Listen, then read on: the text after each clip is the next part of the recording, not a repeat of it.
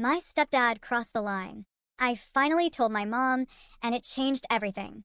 19F, haven't shared this with many people, but writing it out feels like unclogging a drain that's been backed up for too long. I've been carrying this weight in silence, and I think part of me is scared that saying it out loud makes it more real. But after what's happened, I need to let it out. My mom's life has never been easy. She married my biological dad young, and from as far back as I can remember, their marriage was a battlefield. He wasn't physically violent, but he didn't have to be. He weaponized words, silence, control. He belittled her constantly, controlled the money, and made her feel small every single day. Some nights, I would lie in bed and listen to him tearing her apart with words. He'd call her stupid, useless, lucky I even keep you around. I'd hear her cry quietly in the kitchen after he went to bed, and it broke me even as a kid. I hated him. I hated what he turned her into. A woman who walked on eggshells, too scared to even laugh too loudly in case it set him off. By the time I was a teenager, I begged her to leave. I'd tell her, "Mom, you deserve better. You deserve to breathe." She'd smile weakly, maybe nod, but then go back to her silence. It took years before she finally broke free. About a year ago, she packed up what little we could carry, filed for divorce, and walked out. I will never forget the look on her face that night, scared but also relieved.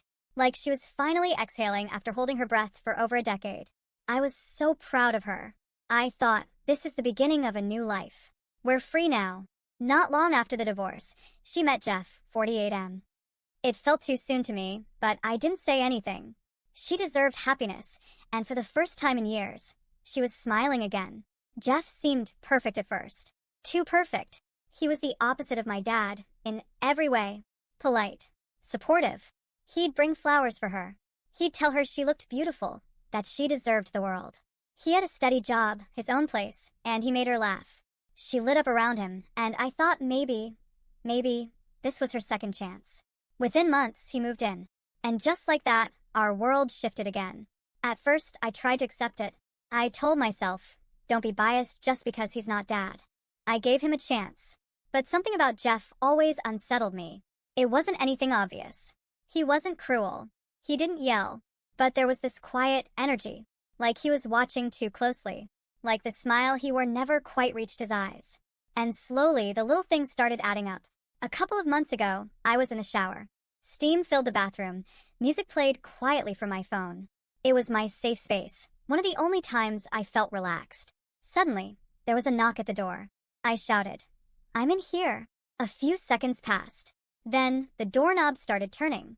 Slowly, like someone was trying to open it. My blood ran cold.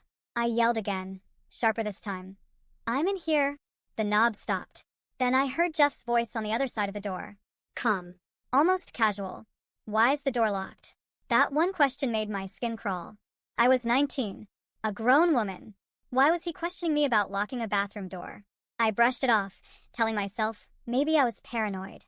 Maybe he just needed to use the bathroom and didn't realize. But the unease sat in my stomach like a stone. The real breaking point came a few weeks later. I've always loved dancing. Not professionally, but for fun. Dancing is tied to my happiest childhood memories, my mom, my sisters, and I making up goofy routines in the living room. We'd laugh until we cried, sometimes pulling out moves so silly they looked ridiculous. One of the routines had a move that, if you looked from the outside, might resemble twerking. But to us, it was just goofy fun. Something we only did when we felt safe. Never in front of men. One Saturday, my little sister and I were cleaning the house. To make it fun, I put on music and we started doing one of those old dances. We were laughing, spinning around, being silly. I felt relaxed for the first time in weeks. Then my sister froze. I turned around and saw Jeff standing in the doorway, watching. The air in the room instantly changed. My stomach dropped. My face went hot. I stopped moving. My sister did too. Jeff didn't say a word.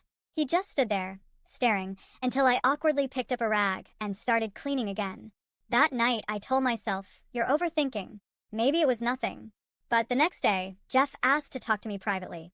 I didn't want it, but I thought maybe it was about chores or something important. So I followed him. He looked me dead in the eye, with his flat, unsettling tone, and said, "Why don't you dance like that in front of me?" I froze. My heart was pounding so hard, I thought it would burst. My skin crawled. My gut screamed, "Get out." I didn't say a word. I just turned around, grabbed my keys, and left the house. I went straight to my friend's place and stayed there overnight. I couldn't bear being under the same roof as him. That was it. I couldn't keep silent anymore. The next day, I sat my mom down. My hands were shaking. My throat was dry. But I forced myself to tell her everything. I told her about the bathroom door, about the dance, about how I felt unsafe and uncomfortable around Jeff. I told her if she didn't take me seriously, I would leave and maybe cut contact. I braced myself for her to defend him, to tell me I was dramatic, that I was misreading things. That's what so many women do when they're blinded by love. But to my shock, she believed me. Her face fell. Tears welled in her eyes. She kept saying, "Oh my God, oh my God." She looked devastated, hurt, betrayed. But she didn't accuse me of lying. She didn't brush it off. Within days, she confronted Jeff. I wasn't there, but she told me later it was explosive. She demanded answers. He tried to downplay it, saying I misunderstood, but she didn't back down. She told him it was over. And just like that, it ended. She filed papers. He moved out. It all happened so fast, my head is still spinning. Right now, I'm staying with my grandma, and my little sister is here too. We didn't tell her all the details, just enough, so she knows she's safe. For the first time in a long time, I feel like I can breathe. No eyes watching. No locks being questioned. No comments that make my skin crawl. Just safety. But I'm also left with this strange mix of emotions: relief, guilt, anger, sadness. I hate that my mom had to go through another failed relationship. I hate that she trusted him, only for him to betray her in such a disgusting way. But I'm grateful she believed me. Some moms don't. And I want anyone reading this to know, if you ever feel unsafe, if your gut is screaming at you, listen. You are not dramatic. You are not imagining things. You deserve to feel safe in your own home. I don't know what comes next, but I know one thing for sure. Jeff will never be part of our lives again. And that is enough.